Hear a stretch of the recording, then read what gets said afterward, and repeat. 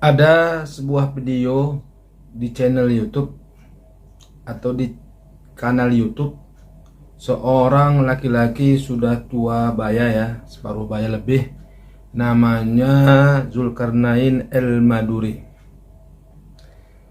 Pak Zulkarnain El-Maduri ini karena dia mungkin usianya lebih tua dari saya, kira-kira usianya mungkin 50 tahun ke atas atau 60 ya. Saya manggil Wak aja lah. Wak Zulkarnain ini benci kali kayaknya sama Ustadz Sanil Uye. Entah apa penyebabnya. Jadi dia berkoar-koar, cuap-cuap di dalam video. Mari kita dengarkan koar-koarnya di sebuah video ya, di channel YouTube. Pendukung Sanil Uye itu asal berkomentar, yang penting berkomentar meskipun sama sekali tidak menunjukkan pengetahuannya dan ilmunya, dan selalu mengangkat-ngangkat Sanil Uye seolah-olah memang Sanil Uye oke gitu. Ini kesalahpahaman yang sangat akut sudah ya. Salah paham jauh dari kebenaran. Jadi Wak Jul ini mengata-ngatai subscribernya Ustadz Sanil Uye. Karena kita lihat ya di kanal YouTube-nya Ustadz Sanil Uye itu subscribernya banyak memuji. Lanjut Ustadz, hajat Wahabi Ustadz, kan begitu. Ketawanya Ustadz Sanil Uye garing gitu. Itu biasa. Kalau pengikut atau satu kolam atau satu sekte atau satu kelompok itu biasa saling mendukung. Lalu kemudian dukungan para subscriber itu kepada Ustadz Sanil Uye dikatakan sama Wak Jul ini Al-Wahabi El-Maduri jauh dari kebenaran. Wah ya Allah, congkak sekali kawan ini Wak Jul nih, jauh dari kebenaran. Semua subscriber yang mendukung Ustadz Sanil Uye dikatakan orang ini jauh dari kebenaran. Astagfirullahaladzim.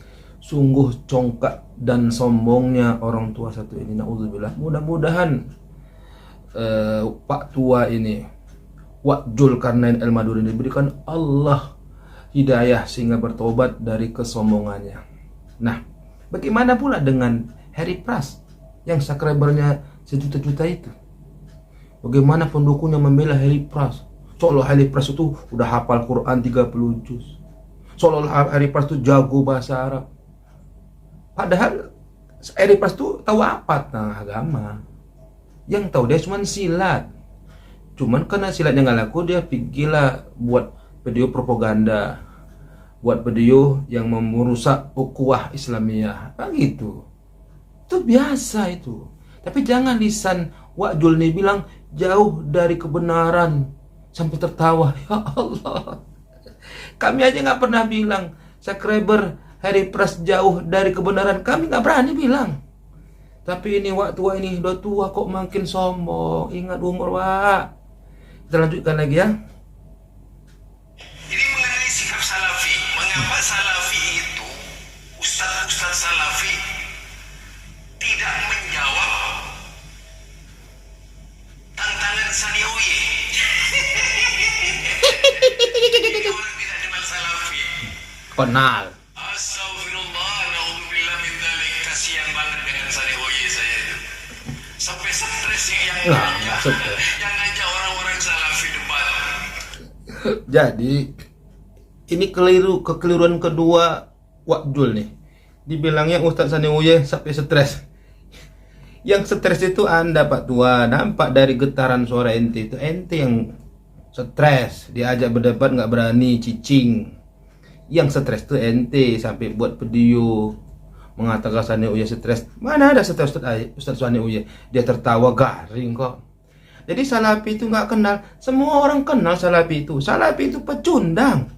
Kau bilang salafi nggak mau berdebat, ditantang berdebat apa segala macam. Buktinya Harry Pras Wahabi kerjanya mau ngajak orang berdebat, menantang Ustadz inilah. Ustadz Nurdin ditantang berdebat, Ustadz Adi Dayat nggak cocok dia debat. Tapi tunjukkan sekali satu aja momen di mana Harry Pras menerima tantangan balik. Ketika diajak debat di WA kabur. Ketika diajak berdebat di WA live kabur. Saya pun pernah menantang Harry Pras. Harry Pras juga pernah menantang masyarakat, tapi dia kabur, nggak berani. Jadi jangan bilang Salafi itu nggak pernah menantang. Buktinya Harry Pras yang selalu menantang. Tapi ternyata Harry Pras itu cuma pecundang. Jadi jangan katakan kami nggak kenal Salafi. Kami kenal Salafi. Salafi itu menurut kami itu pecundang. Selesai. Itu menurut kami. Menurut kalian suka hati kalian lah. Kita lanjutkan cemoohan satu ini. Tanpa mengetahui sikap Salafi. Salafi itu paling sulit diajak debat. Apalagi kalau sekelas Sani Uye. Nah, Salafi itu, Wahabi sangat sulit, paling sulit diajak debat. Kenapa? Karena cemen. Mereka tahu kualitas Ustadz Salafi yang bernama Ustadz Aswaja, namanya Sani Uye. Jago baca nahu sorabnya, matan alfiyah hafal, menguasai fikih hadis. Jadi kenapa nggak mau? Gara-gara cemen tadi, takut ya. Cobalah berapa banyak ustadz-ustadz Wahabi yang dia kritik, satu pun tak menjawab dari segi bacaan. Jadi jangan bilang ustadz Wahabi itu gak mau gara-gara segala macam. Jangan, bilang aja lah kalian cemen, gak mau menghadapi. Udah tahu kami itu, gak usah dibilang-bilang gak begini. Kita lanjutkan lagi cemoohan Wak nih. Yang perlu dipahami terlebih dahulu, Salafi itu tidak mudah tergiur dengan ajakan orang untuk debat.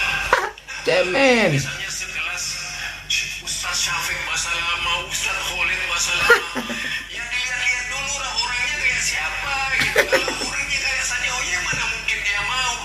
Atau seperti Arifin Bajri, siapa ya semua itu Ustaz. Mata melotot. Seluruh Wahabi lah. Yang dikenal oleh Sani itu Ustaz Wahabi, Ustaz Wahabi kan? Iya, emang Ustadz Wahabi lah. Saya lihat sebenarnya yang stres itu ya Sani Uye sendiri. Sado yang nggak ada stres. Yang stres itu Ustadz Wahabi nggak berani melawan Ustadz Sani Uye. Itu aja. Akui aja, memang mengakui kelemahan itu sulit bagi Wahabi, pengikut Wahabi. Mengatakan Khalid, sekelas Khalid mana mau berdebat, Arifin Badri mana mau berdebat. Ya.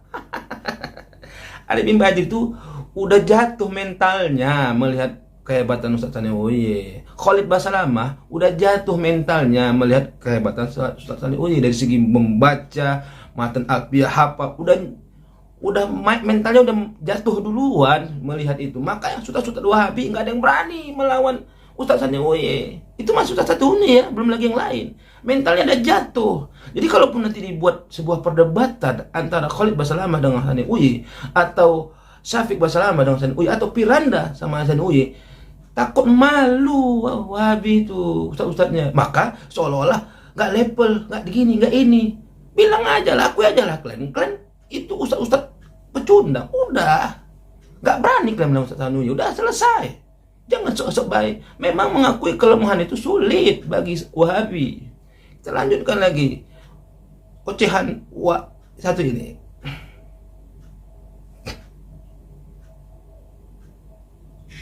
Karena terus terang saja mereka itu jangan Pilih.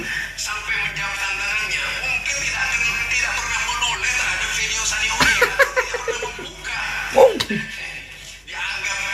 Dianggap sampah saja gitu pemikirannya Sani Uye. Lah itu yang seharusnya disadari oleh Sani Uye.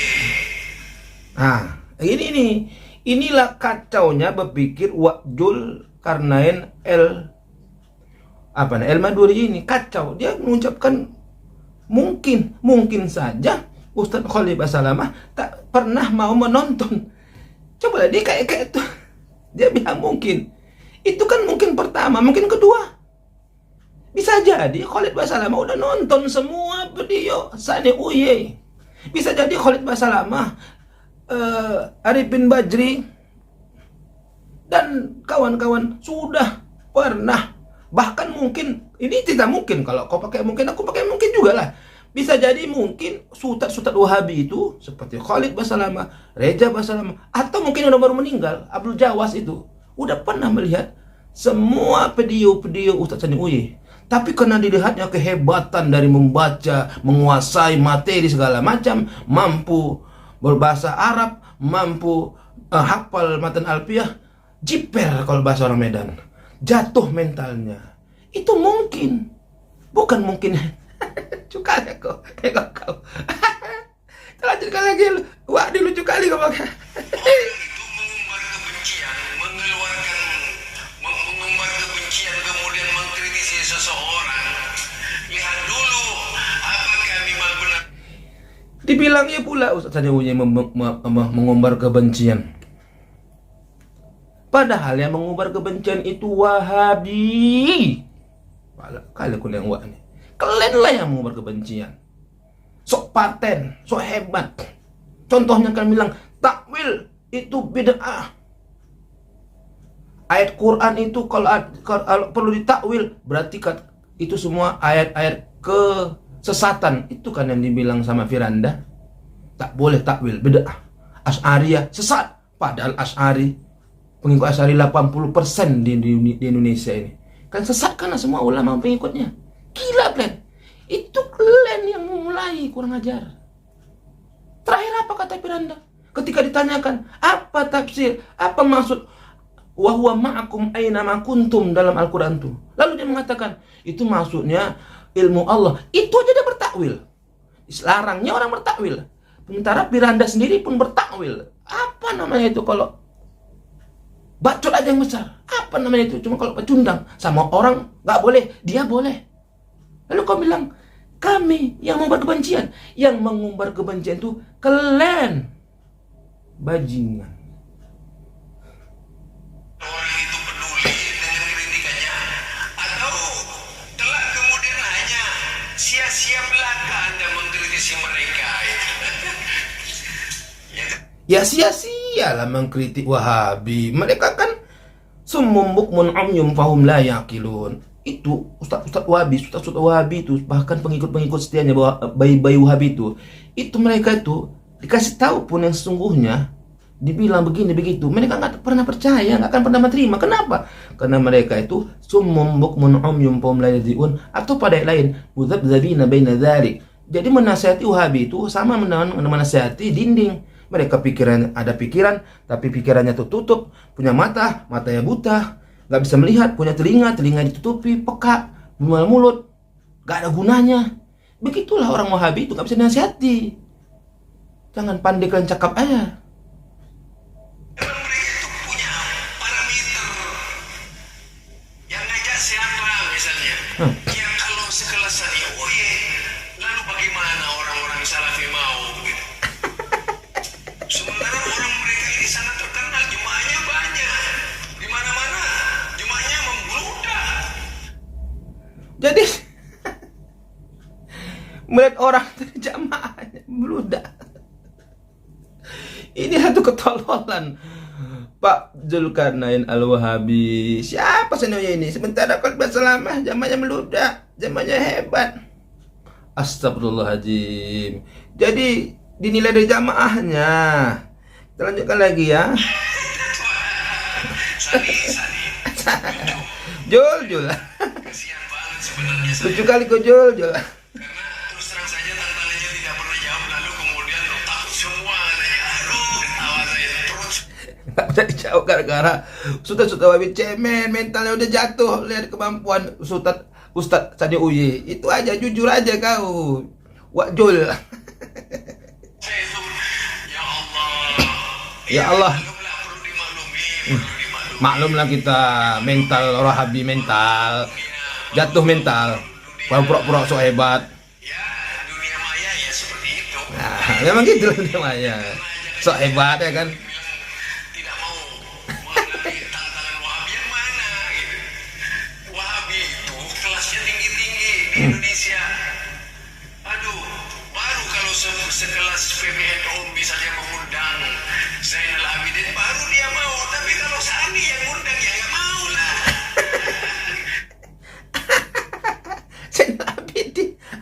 yang baca Quran salah itu. Astagfirullahaladzim.